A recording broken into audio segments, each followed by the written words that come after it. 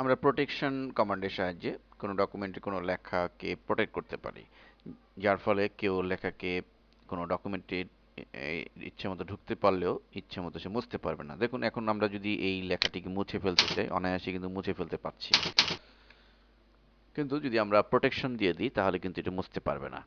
আমরা অবশ্য পাসওয়ার্ড দিয়ে এটিকে ডকুমেন্টটিকে আমরা কেউ খুলতে পারবে না এরকম করে ফেলতে পারি, কিন্তু অনেক সময় এরকম হতে পারে যে অফিসিয়াল কাজে একই কম্পিউটারে একই ডকুমেন্টে কয়েকজন লোক কাজ করছে, সেক্ষেত্রে কিন্তু আপনার নিজস্ব যে লেখাগুলো সেগুলো প্রোটেকশন করে ফেলতে পারেন ঠিক এভাবে।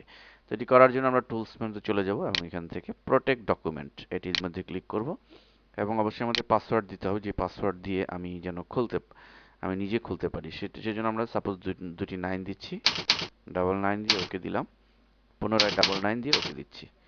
এখন আমরা যদি মুছতে যাই, দেখুন মুছছে না, সে কিন্তু না মুছে একটি জাস্ট হাইলাইট করছে যে এটি মোছা যাবে না। হ্যাঁ, তো মূলত আমরা এভাবে কোনো ডকুমেন্টকে প্রোটেক্ট করতে পারি।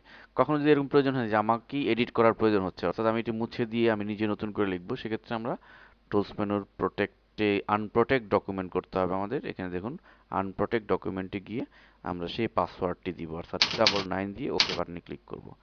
ফলে আমরা এখন কিন্তু ইচ্ছে করলে দেখুন মুছে ফেলতে পারছি।